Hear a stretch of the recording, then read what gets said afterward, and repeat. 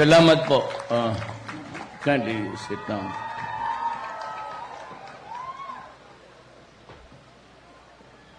You know, ganito kahaba ang ipakilala ko.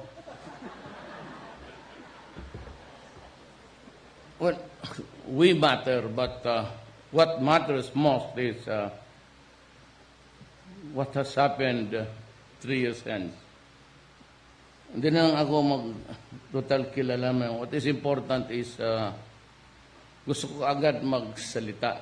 Kaya ako ay boarded the truck and called for the guys who has had or who have a thing to work in connection with the Yolanda victims. Alam mo, I came 3 years ago when this incident happened. And I was sad. Ngayon, sinabi ko sa kanila sa truck, hindi ako galit. Do not be offended. But pagtanong ko, 3 years after, ilang tao pa lang ang nakatira sa mga bunk houses or the relief houses that are provided by government. I am not satisfied. As a matter of fact, it's BS to me. 3 years, wala pa'y nakabalhin kaayo. Ano ba naman?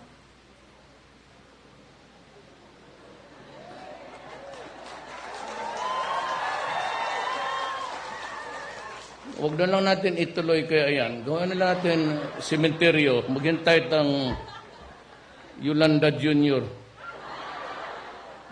Alak.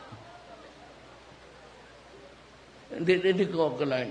You know, I just introduced reforms in the national government. In the national offices, irrespective of the department, they are only given 1 month to process the papers. It must be out by 1 month. Ang local government, since you are not under me directly, I do not have the control, but I have the supervision, I will be coming out of rules. That binds everybody, including government corporations. Na kung ganitong LOA, said, di ako galit sa inyo, itong LOA, NHA, DPWH. You do that again, and I will fire all of you. I will ask you to resign. Totoo. Total, mga kaibigan ko, dito sa itaas, nakikinig yan. Ang problema sa down, it's not pouring, it's trickling in trickles. And this, I don't know, alam mo, indolence is part of corruption. When you are paid for 8 hours to do your work, magtrabaho ka ng 8 hours. Do not shortchange the public. Now, this 3 years, wala na, 2 years na, then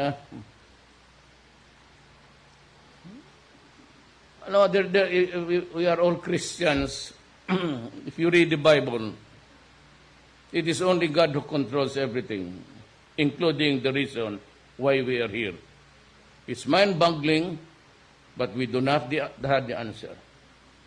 What He proposed to us, at least in the Bible, which says that He will come back here to judge the living and the dead. We believe in the Holy Spirit, the Catholic Church. So, about 3 years from now, magbaba na naman si Kristo to judge us the living and the dead. And the theory is that the dead will rise from itself. I don't know kung saan yan. Maglibingan ba tayo kung meron pa? O yung houses na yan, kung hindi pa matapos yan sunod buwan, ay gawain mo na lang crematorium yan. Oh. Kasi anong sabihin ko dito? What am I supposed to say here? 3 years now has passed, at kayo naghintay na lang ng isa pang typo na sana pagdating namin dito, wala ng tao para we do not have to say, I am sorry na dumating ng ganito. Really, ako po'y naghihingi ng tawad sa inyo. But for all others, I have fired so many men in government. It's either magkaintindihan tayo, hindi. Ako ho, I propose something like this. I was not elected to sit down there. It was never my ambition to be president. Kung nandyan na rin ako, trabaho na lang tayo lahat. Because ako, I never coveted the position. Alam ko lang, alam ninyo, wala akong isang congressman, wala akong isang governor except Jaime and Governor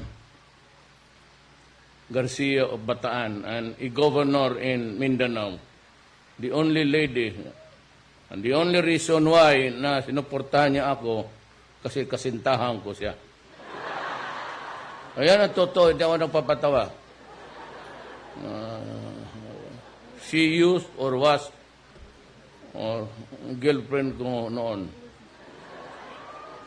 And totoo, nanalo ako except for Davao. Wala akong isang barangay captain sa Central Luzon.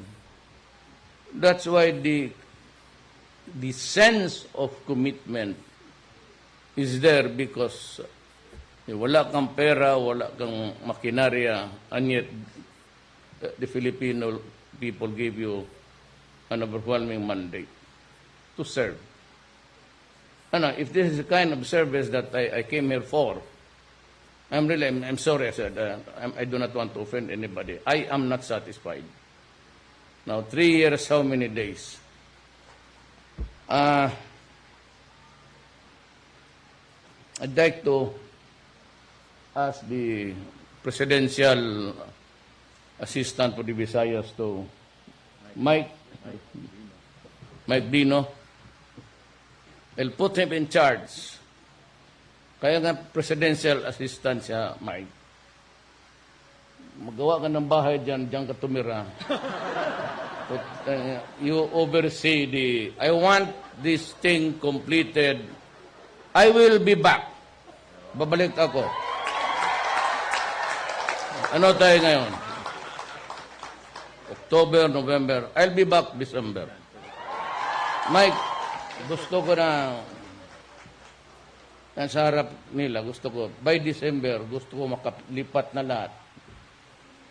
Putak, yung tubig na yan, gawaan mo sila ng swimming pool. Gawaan mo sila ng lahat. Basta, I will be back, I promise you. In the fullness of God's time, I will be back December. Pag wala pa ito sila na lipat dyan lahat, dalhin mo na sa, kumuha ka ng lupa dyan sa Bonifacio o Forbes Park, bigyan mo yan sila tag-isa-isa. So, Yes, sir. si commitment, ha? Yes, sir. Para rin, alam mo, Mike, sa totoo lang, bihira ako nagbabaril ng tao, lalo ano kong kaibigan. Pag hindi mo nagawa yan,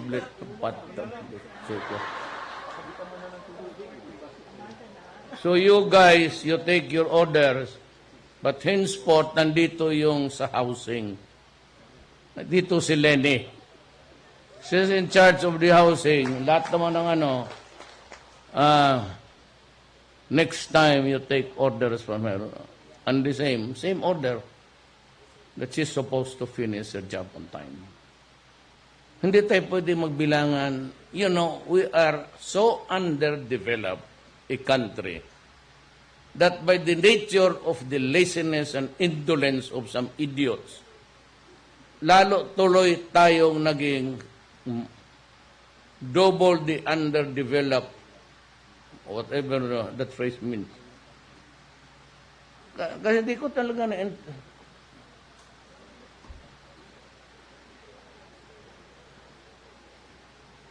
Kasi kung alam ko lang na wala pa pala tapos at 3 years from now, hindi pa tapos,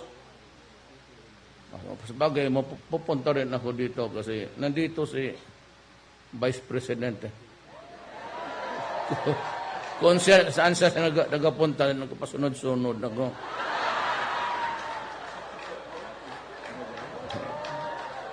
Pero, biyuda kasi, annulled man ako sa, annulled ako sa asawa. Pero may anak ako, basta masuportahan lang, okay lang yun. Ma'am, balita ko may boyfriend.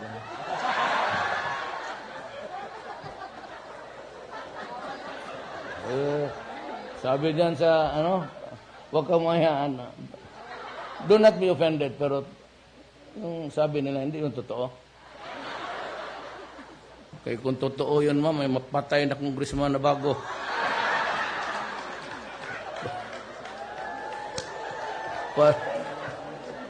Para mabiyuda uli.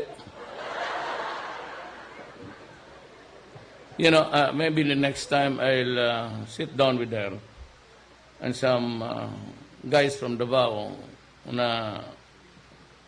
who were with me for the past 23 years that I was mayor. At baka lang makatulong kami. I'm not saying that we are the only ones who have the expertise.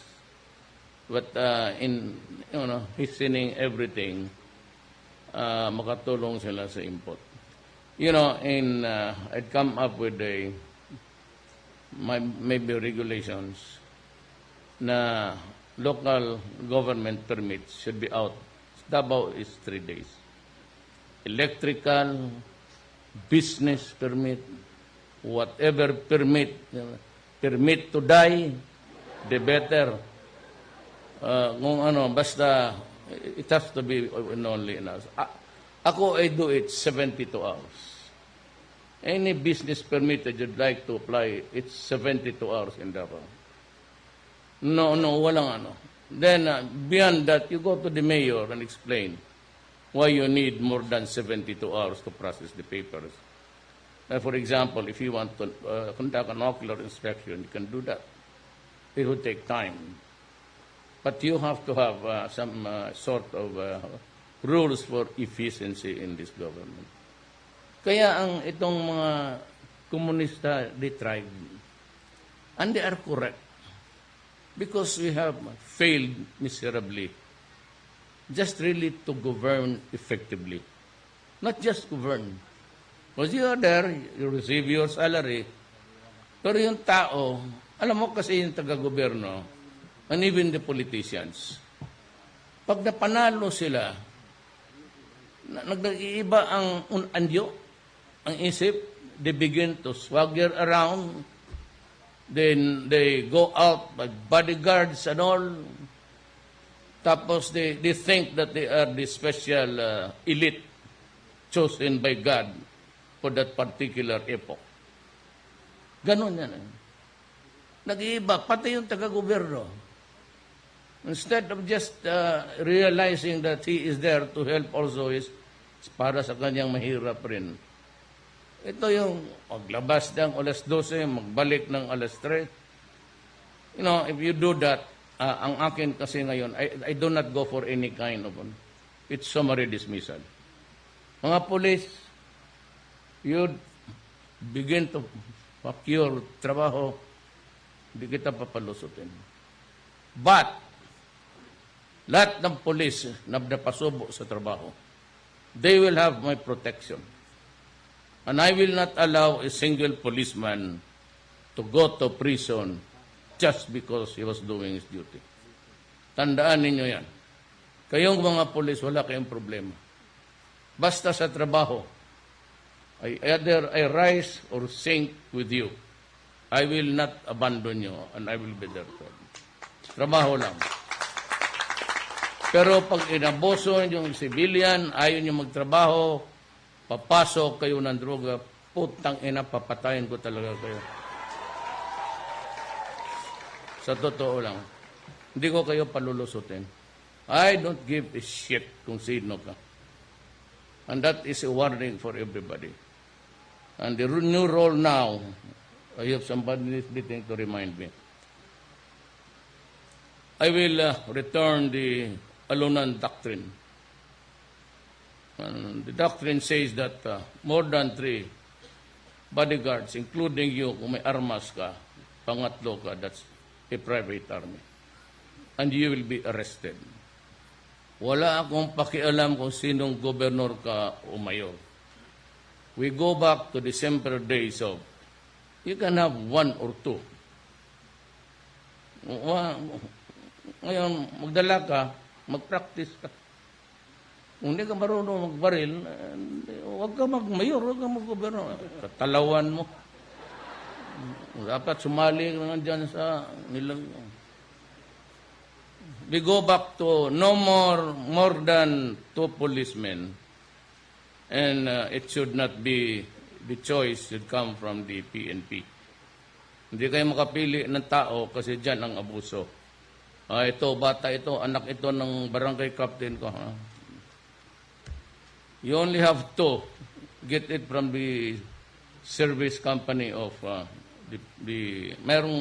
there's an office there for special units. Kung maghingi ka, only if you are in danger. Kayo namang mga NPA that are nakikinig ngayon, kung dalawa lang kasama sa pulis, huwag ninyong sobrahan. Dalawa lang rin, tabla-tabla yung fight. Ambus-ambus. Ambusin ninyo, tag-isang MRGU. Huwag nga, 2 pulis, 2 kayo. Huwag ninyong sobrahan yung arte na kawawa naman yung kalaban ninyo. I mean, there's no sense in, we're trying our best to come up with something. We are lucky that of course, I'd like to thank the Communist Party of the Philippines for giving another try, another shot at the peace process. And kung sakaling, if we succeed, then wala na masyado. Kaya kita mo, walang patayan. Noong una, ayaw ng military, ayaw ng police kasi NPA.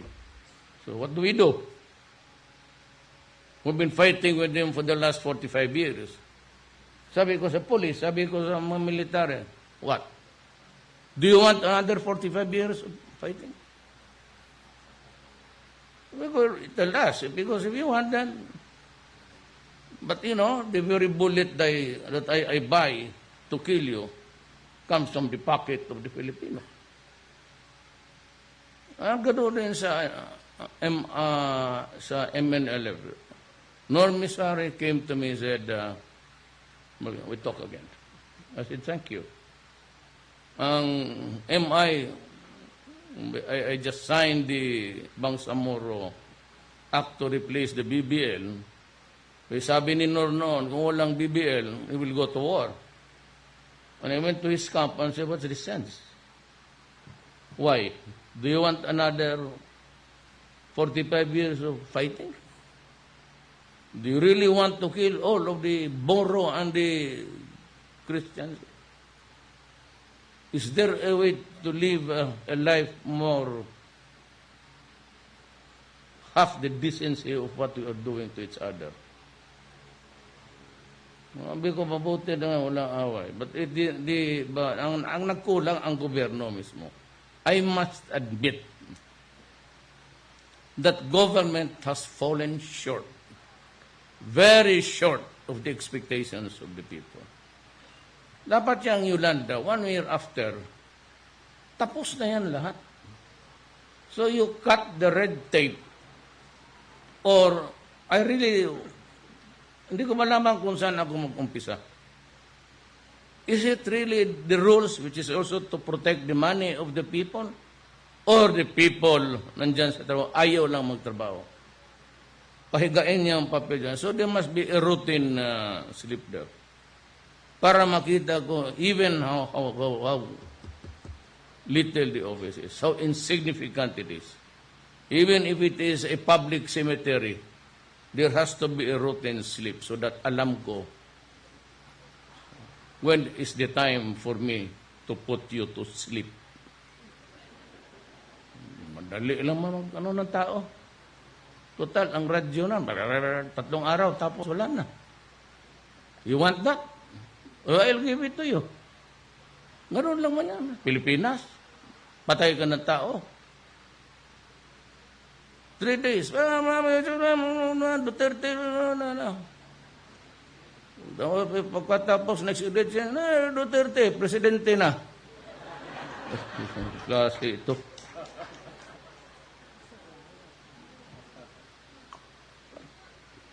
No, I'm just giving you the ironies of life. So, I'm a little bit disappointed, but still very happy to see you. Maraming magagandata na waray. You know, I was born on the wrong side of the island. Napapasabak ako doon sa mga Jawa. Wa man jamo. Dito, waray karipay. You know, I'm from Maasin, that's the other side. Now, one time I was flying here, going to Maasin. I realized na kung bakit there was this chasm of big divide. Lahat kayong mga near na across Samar got the dialect from them. Yung namang there's a big range of mountain dividing you. So yung sigurong demography noon, the movement of people really prevented you from traversing to the other side. Pero I was born here. Mas magaganda ang nahaluan kayo ng Amerikano dito. Okay, siya.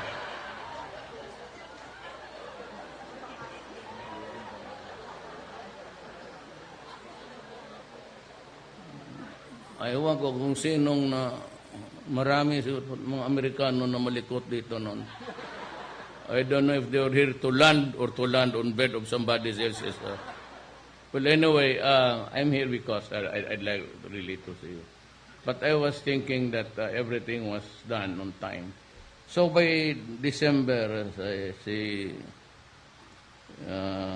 Secretary, si Mike Dino, pilitin mo, Mike.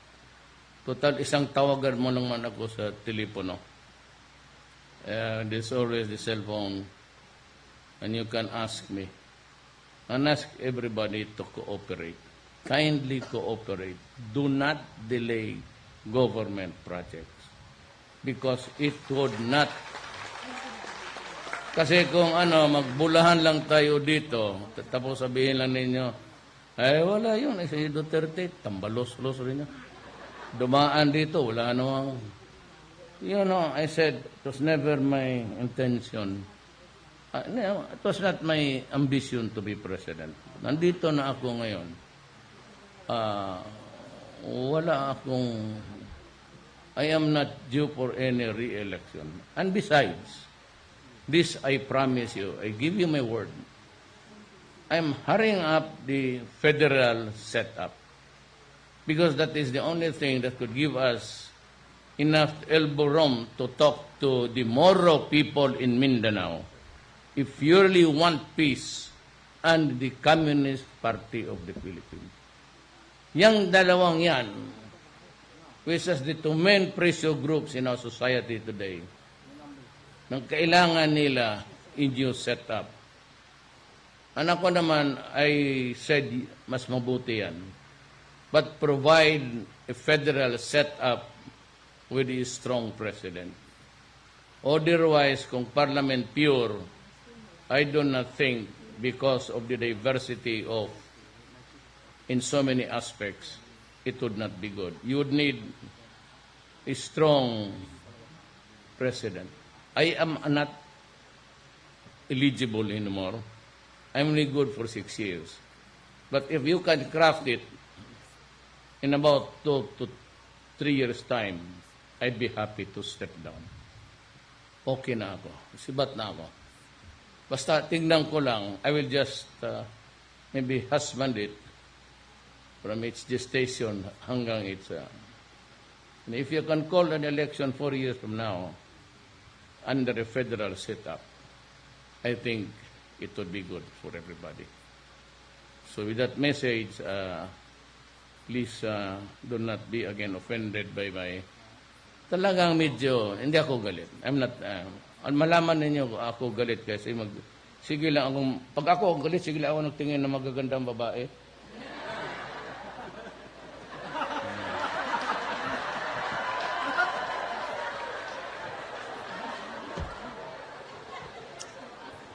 Dahil ganun talaga, si Ma'am Lene, binibiro ko yan. When when the talks get boring and the argument starts, I always interject a joke para to make it more... pero totoo talaga. Nung una sa meeting, the arrangement, mas magkatabi kami.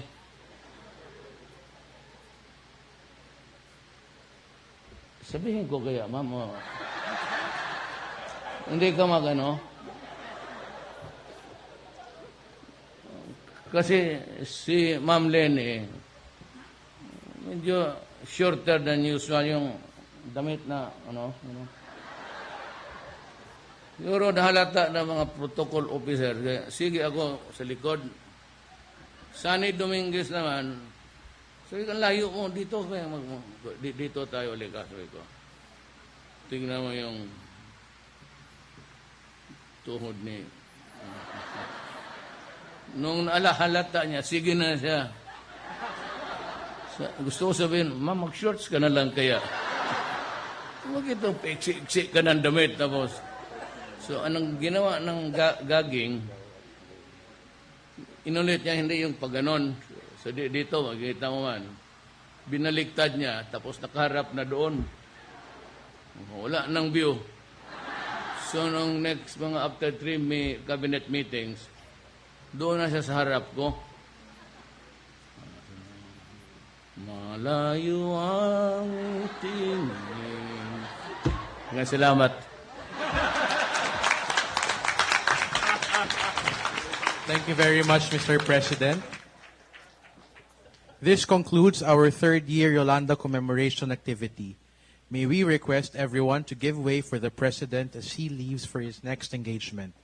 Thank you, everyone, and thank you, President Rodrigo Roa Duterte.